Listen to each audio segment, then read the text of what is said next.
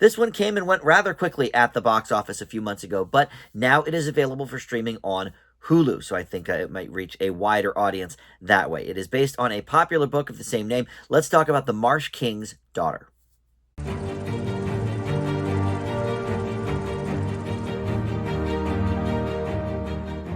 Hey guys, Dan here. This is Dan Reviews It. Welcome to my spoiler-free review for the film The Marsh King's Daughter. This is available on Hulu right now, and you can check it out there if you missed it in theaters like I did.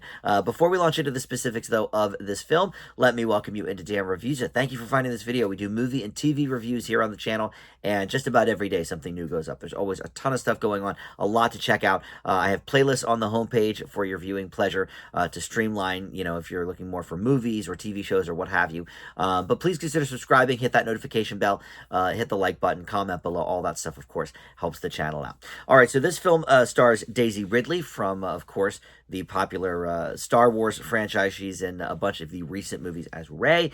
Ben Mendelsohn, Garrett Hedlund, Karen Pistorius, Gil Birmingham, and Brooklyn Prince plays the younger version of the Daisy Ridley character. So like I said, this is based on a popular book, so you may be kind of familiar with the story from that. But if you are not, basically 2 years before the Daisy Ridley character was born, Helena, the Marsh King, played by Ben Mendelsohn, his real name is Jacob, but he's known as the Marsh King, he abducted Helena's mother, and so Helena spent most of her childhood in captivity. So now, as an adult, she's convinced that the Marsh King is coming to take her own daughter. So she sets out to basically outplay the man who taught her everything about surviving the wilderness.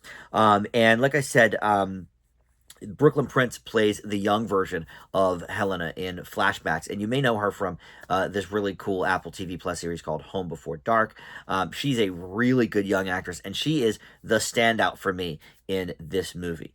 So this reminds me a little bit of Where the Crawdads Sing from a couple of years ago, because I feel like both of those books came out maybe right around the same time. Not necessarily the exact subject matter, but, this is surviving the wilderness. So there's a lot of, marsh type of scenery and stuff. And Where the Crawdads Sing was definitely, in kind of the Deep South and similar stuff there. And I think both...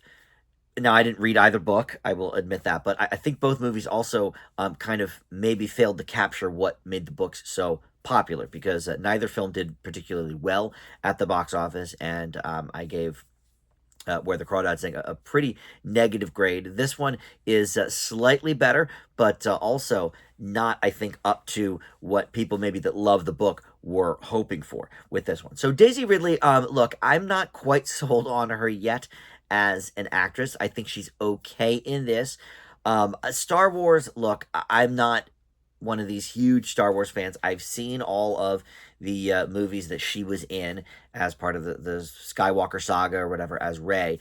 But look, and don't hang me out to dry on this, but I think these Star Wars films are not necessarily, for meaty roles for acting. It's they're obviously sci-fi blockbusters. They're made to be more big budget effects movies, whereas obviously this is more of a drama, thriller, what have you, but on a really small scale compared to the bombastic nature of some of those types of movies like Star Wars. Look, Daisy Ridley as Rey, I could take her or leave her. Her character is fine, but as an actor, I don't know. Other than that, the only thing I think I've seen her in before this was Peter Rabbit, which she wasn't really in. She just did a voice for, which she was fine. So I'm not quite sold on her yet as an actress. She has 3 movies in the pipeline for 2024, so maybe we will get to see her stretch her acting chops a little bit, but I'm not sure that the performance here is necessarily her fault, or was it a lack of compelling material? That's kind of where I'm more leaning here. So this was directed by Neil Berger, whose name I was familiar with, and so I looked into him, and he actually directed some pretty intense thrillers in the last 10 or 15 years, including Limitless with Bradley Cooper, and the first of the Divergent movies, which was by far the best one. So he's got some of that cred going on, but this for some reason, and I can't imagine the book is this tame, right? But this movie, every time it starts to get a little bit thrilling or a little bit exciting, it sort of pivots, either resolving whatever's going on almost immediately or just changing directions and, okay, let's talk about this other thing. Let's look at this shiny object over here. And Neil Berger also, by the way, directed The Illusionist, so that comparison is kind of apt, I feel like. But that's the biggest flaw for me in the film. Like, look, I'm not gonna say Daisy Ridley's performance ruined the movie. It didn't. It was okay. It was fine. But I don't think that this character and the material surrounding the story was intense enough. If you're looking for some kind of really, I don't know, like, I don't even want to say like lifetime movie telling of this kind of a story, because it's not like it's that poorly directed or low budget or anything like that. It's just, it's not very thrilling, and I really think that would have made this maybe not a great movie, but at least a pretty decent one, as opposed to what it is, which is, I think, a little less than average. Brooklyn Prince is the standout, like I mentioned earlier.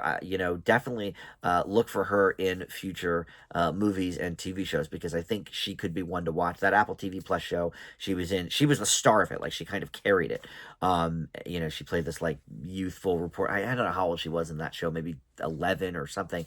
She played this youthful reporter, and of course she had to get home before dark. That was the bit, but she kept uncovering these things. That was a lot more compelling than what they're doing here. And the other thing I will say about it is, as we sort of get more into the conclusion, the more and more ridiculous that it gets with the plot. And okay, if this is supposed to be grounded in reality, I think they've gone a little bit off the mark with that.